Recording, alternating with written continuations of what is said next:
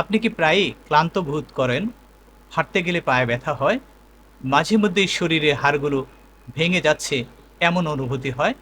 অথবা অনেক চেষ্টা করেও মন মেজাজ ভালো রাখতে পারছেন না? তাহলে আপনার শরীরে একটি গুরুত্বপূর্ণ ভিটামিনের ঘাটতি রয়েছে, আর সেটি হচ্ছে ভিটামিন ডি। অদ্ভুত ব্যাপার হলো, পৃথিবীর সবচেয়ে সহজলভ্য ভিটামিনগুলোর একটি হচ্ছে ভিটামিন ডি, কিন্তু এর ঘাটতি এখন কোটি কোটি মানুষকে ভোগাচ্ছে, এমনকি বাংলাদেশের মতো রোদেলা দেশেও। কিন্তু প্রশ্ন হলো, রোদে ভরা দেশে থেকেও কেন এত মানুষ ভিটামিন ডি এর ঘাটতিতে ভুগছে? আজকের এই ভিডিওতে আমি আপনাদের জানাবো ভিটামিন ডি আসলে কি, কেন এর ঘাটতি এখন মহামারীর মতো ছড়িয়ে পড়েছে, কারা সবচেয়ে বেশি ঝুঁকিতে আছে এবং কিভাবে নিরাপদে এই ঘাটতি পূরণ করা যায়। আসসালামু আলাইকুম, আমি ডাক্তার শামসুর রহমান। আপনারা দেখছেন আমার ইউটিউব চ্যানেল ডাক্তার ভাই। স্বাস্থ্য বিষয়ক বিজ্ঞান ভিত্তিক তথ্য নিয়ে আমি এই চ্যানেলে নিয়মিতভাবে আলোচনা করে থাকি। ভিডিওটি শেষ পর্যন্ত দেখার জন্য অনুরোধ রইল। ভিটামিন ডি আসলে কি? এখানে একটি মজার তথ্য আছে। আমরা এই যে ভিটামিন ডি কে ভিটামিন বলে থাকি, কাজের বেলায় কিন্তু এটি অনেকটা হরমোনের মতো কাজ করে থাকে। সূর্যের অতি বেগুনি রশ্মি বা আল্ট্রাভায়োলেট রে যখন আমাদের ত্বকে পড়ে, তখন শরীর নিজে থেকেই ভিটামিন ডি তৈরি করতে শুরু করে। অর্থাৎ প্রকৃতি আমাদের শরীরের ভেতরেই একটি ছোট্ট ভিটামিনের কারখানা বসিয়ে দিয়েছে। কিন্তু সেই কারখানাটি আজকাল অনেক মানুষের ক্ষেত্রেই প্রায় বন্ধ হয়ে যাচ্ছে। অনেকেই মনে করেন ভিটামিন ডি শুধু হাড়ের গঠনের জন্য দরকার, কিন্তু বাস্তবে এর কাজ অনেক বিস্তৃত। এটি আমাদের ক্যালসিয়াম শোষণে সাহায্য করে, যার ফলে আমাদের হাড়, দাঁত মজবুত থাকে, পেশির শক্তি বজায় রাখে, রোগ প্রতিরোধ ক্ষমতা শক্তিশালী হয়। ভিটামিন ডি বয়স্কদের পড়ে গিয়ে হাড় ভাঙার ঝুঁকি কমাতেও সাহায্য করে থাকে।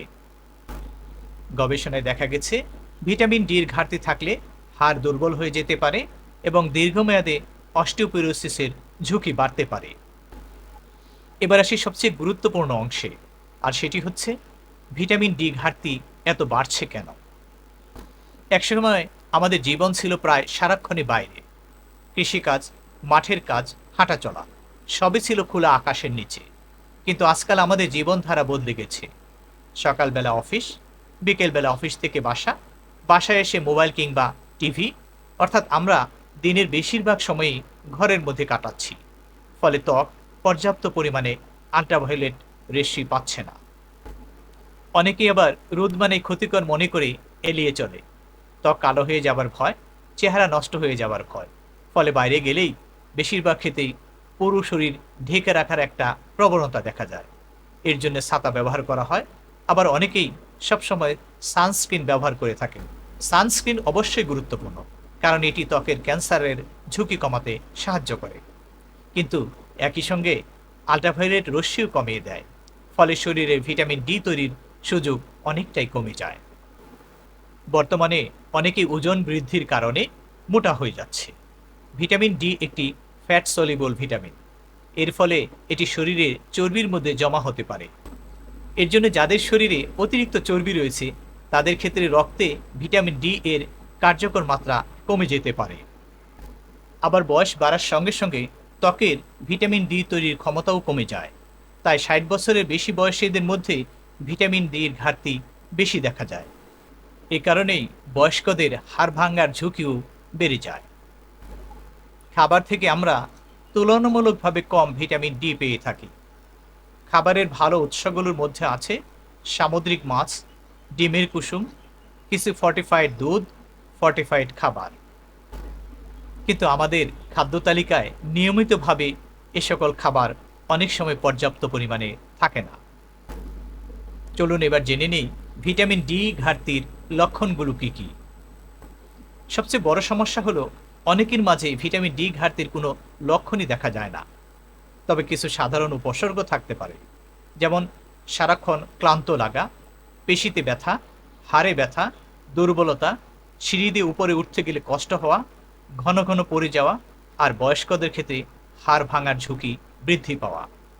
তবে শুধুমাত্র এই লক্ষণগুলো দেখেই ভিটামিন ডি এর ঘাটতি নিশ্চিত করা যায় না, কারণ এগুলো অনেক সময় অন্য রোগেরও লক্ষণ হিসেবে দেখা যায়। পরীক্ষা নিরীক্ষার ব্যাপারটা নিয়ে কথা বলছি এবার। ভিটামিন ডি ঘাটতির জন্য সবাইকে নিয়মিতভাবে পরীক্ষা করতে হবে এমন কোনো আন্তর্জাতিক নির্দেশনা নেই।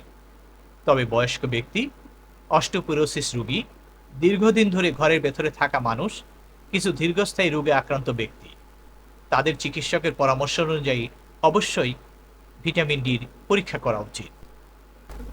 প্রতিকার হিসেবে কি করবেন? সবাইকে ভিটামিন ডি সাপ্লিমেন্ট খাবেন?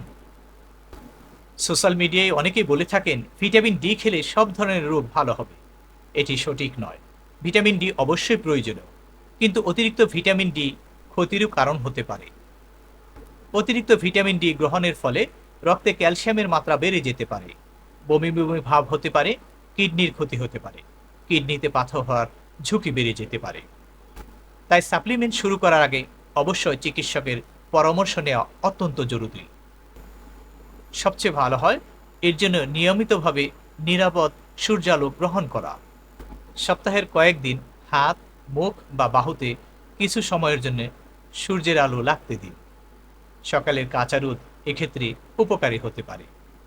সময়, ত্বকের রং এবং আবহাওয়ার উপর প্রয়োজনীয় সময় ভিন্ন হতে পারে। নিয়মিতভাবে সুষম খাদ্য গ্রহণ করতে হবে। খাদ্য তালিকায় মাছ, মাংস, ডিম, দুধ ও পুষ্টিকর খাবার রাখতে হবে। নিয়মিতভাবে শরীর চর্চা করতে হবে। ব্যায়াম শুধু হাড় নয়, পুরো শরীরের জন্য অত্যন্ত উপকারী। প্রয়োজন হলে চিকিৎসকের পরামর্শ নিন। চিকিৎসক ক্ষেত্রবিশেষে প্রয়োজন হলে ভিটামিন ডি সাপ্লিমেন্ট দেবেন। কখনোই নিজে নিজে উচ্চমাত্রার ভিটামিন ডি সাপ্লিমেন্ট খাবেন না। ভিটামিন ডি এর ঘাটতি আজ সত্যি সত্যি একটি বৈশ্বিক জনস্বাস্থ্য সমস্যা, কিন্তু এর সমাধান কোনো ম্যাজিক ট্যাবলেট না। সমাধান হলো সচেতনতা, সঠিক খাদ্যাভ্যাস, নিয়মিত শারীরিক কার্যকলাপ এবং প্রয়োজন হলে বিজ্ঞানভিত্তিক চিকিৎসা। মনে রাখবেন, শরীরের প্রতিটি কোষ সূর্যের সঙ্গে কোটি কোটি বছরের সম্পর্ক নিয়ে তৈরি হয়েছে। আমরা যত বেশি আধুনিক হচ্ছি, ততই প্রকৃতি থেকে দূরে সরে যাচ্ছি, আর সেই দূরত্বের একটি মূল্য হয়তো আমরা দিচ্ছি ভিটামিন ডি ঘাটতির মাধ্যমে। আজকের মতো এখানেই শেষ করছি। ভিডিওটি ভালো লাগলে একটি লাইক দিন, বন্ধুদের সাথে শেয়ার করুন এবং আমার চ্যানেল সাবস্ক্রাইব করতে ভুলবেন না। মহান আল্লাহ রাব্বুল আলামিন সবাইকে ভালো, সুস্থ এবং নিরাপদে রাখুন। আল্লাহ হাফিজ।